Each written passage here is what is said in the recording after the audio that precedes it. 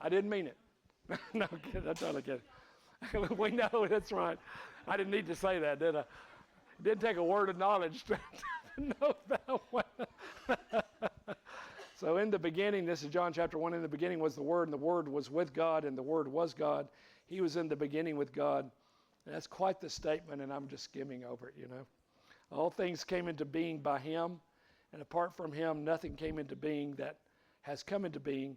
In Him was life, okay? The Greek word there, zoe, or a form of it.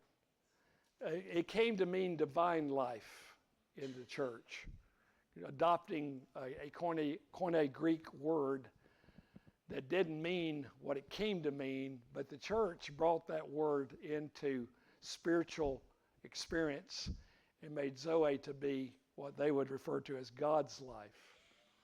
So that's what's being said here of Christ. In Him was the life, God's life, and His life, that life, was the light of all men. So there's the pattern.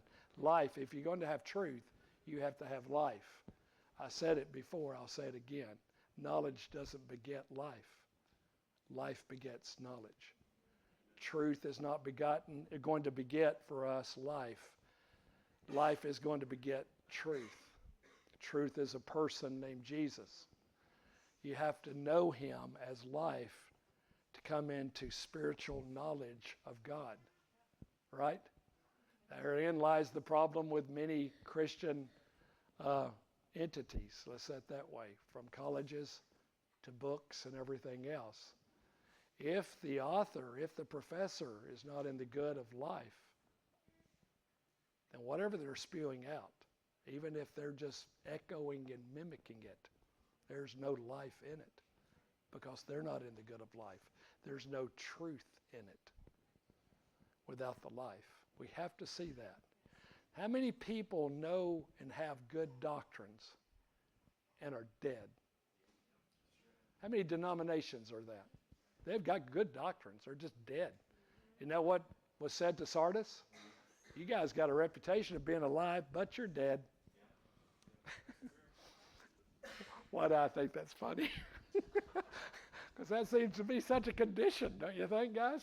That's a condition of much of what's calling itself the body of Christ in the church. You got a reputation of being alive, but you're dead. And if we're judging it by all the stuff and all the things you have, or you know, with Laodicea, or all the things you're doing, Sardis, if we're judging it by that, but God doesn't judge it that way. God's looking for the measure of Christ in us and among us. Isn't that right? So His judgment is in life. And it is a judgment of life or death. Isn't that right, Dave? We are either in the life that is Christ, and that life manifests, or whether we call ourselves a church or not, we're dead. And that's what's said to Sardis. There's the judgment, right, brother? There's the judgment. Doesn't matter. It gets down to the personal, right? Where's the life? What's the Lord in His judgment, and I mean discernment way, a discernment, looking at when He sees His people? What's the measure of His own life in us? The measure of Christ in us is the measure of authority in us. The measure of Christ as life in us is the measure of truth that's in us. The measure of the knowledge of the Lord that's in us is according to His life. The measure of usefulness unto the Lord, usefulness, is in accordance with the life that is in us.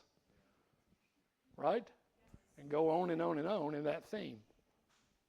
In Him was the life, and the life was the light of all men. And the light shines in the darkness.